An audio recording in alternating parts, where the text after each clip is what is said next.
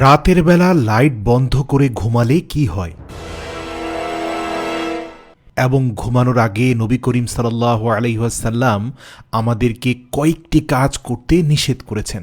এই কাজগুলো যদি আপনি করেন তাহলে অনেক বড় বিপদে পড়বেন। এই ভিডিওতে আমরা সেই কাজগুলো সম্পর্কে আপনাদের জানিয়ে দেব। আশা করি সম্পূর্ণ ভিডিওটি দেখবেন। নবী করিম সাল্লাল্লাহু আলাইহি ওয়াসাল্লাম ইরশাদ করেন, যখন তুমি তোমার বিছানাতে আসো তার আগে ওযু করে নাও।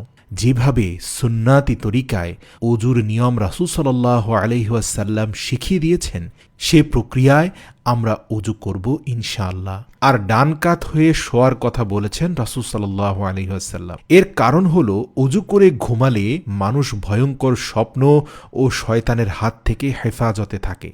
আর সে রাতে যদি মৃত্যু হয় তাহলে পবিত্রতার সাথে মৃত্যু হবে। ভয়ঙ্কর দুষ্ট জিনেরা কোনোভাবে আপনার উপর প্রভাব বিস্তার করতে পারবে না। ওযু করা মাত্রই আপনি বিছানায় শুয়ে পড়ার পর আপনার চারপাশে রহমতের বলয় সৃষ্টি হবে, যে দেয়াল ভেঙে শয়তান আপনার ক্ষতি করতে পারবে না। আর এই অবস্থায় যদি কেউ ভালো স্বপ্ন দেখে তা সত্যে পরিণত হবে। এছাড়াও ঘুমানোর আগে বিসমিল্লাহ বলে ভালোভাবে বিছানা ঝেড়ে পরিষ্কার করে নেওয়া উচিত, কেননা আপনার অনুপস্থিতিতে বিছানায় কি কি বিচরণ করেছে তার সম্পর্কে আপনার জানা নেই। হয়তো কোনো পোকামাকড় বিচ্ছু আপনার বিছানায় বা বালিশে থাকতে পারে, যা আপনার নাকে মুখে ও কানে প্রবেশ করে ক্ষতি করতে পারে। আল্লাহর রাসূল অবশ্যই বিছানা পরিষ্কার করে তার উম্মতদের ঘুমোতে বলেছেন, বুখারী ও মুসলিম। এবার আসুন জেনে নেওয়া যাক রাতে লাইট বন্ধ করার বিষয়ে। রাসূল সাল্লাল্লাহু আলাইহি ওয়াসাল্লামের হাদিস অনুযায়ী ঘুমানোর আগে আগুন ও চেরাগ বন্ধ করে দাও। যেমন হযরত জাবির বিন আব্দুল্লাহ বলেন, রাসূল সাল্লাল্লাহু আলাইহি ওয়াসাল্লাম ইরশাদ করেন, রাতে যখন তুমি ঘুমোতে যাবে তখন চেরাগ নিভিয়ে দিবে আর দরজাসমূহ বিসমিল্লাহ বলে বন্ধ করে দেবে। হযরত আব্দুল্লাহ বিন ওমর রাদিয়াল্লাহু তাআলা আনহু বলেন, নবী করিম সাল্লাল্লাহু আলাইহি ওয়াসাল্লাম ইরশাদ করেছেন, ঘুমানোর সময় আপন ঘরে আগুন জ্বালিয়ে রেখো না।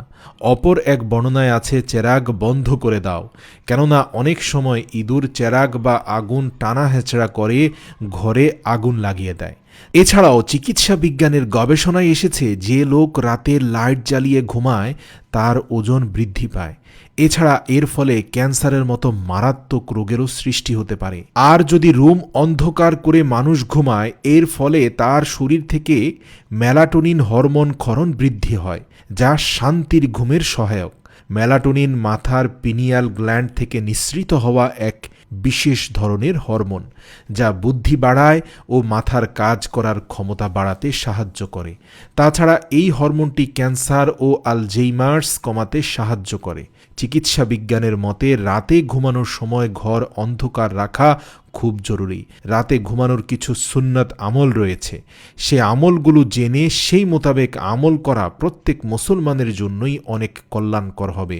যেমন আল্লাহর নাম নিয়ে ঘুমানো, খাবারের পাত্র ও পানির পাত্র ঢেকে রাখা, দরজা জানালা বন্ধ করে রাখা, চোখে সুরমা লাগানো। ইবনে আব্বাস রাদিয়াল্লাহু তাআলা আনহু বলেন, নবী করিম সাল্লাল্লাহু আলাইহি ওয়াসাল্লাম এর একটি সুরমাদানি ছিল। প্রতি রাতে তিনি ঘুমানোর আগে ডান চোখে 3 বার ও বাম চোখে 3 বার সুরমা লাগাতেন। এছাড়াও দেরি করে ঘুমানো, খোলা আকাশের নিচে ঘুমানো, একাকী ঘরে ঘুমানো সম্পর্কেও নিষেধাজ্ঞা রয়েছে হাদিসে।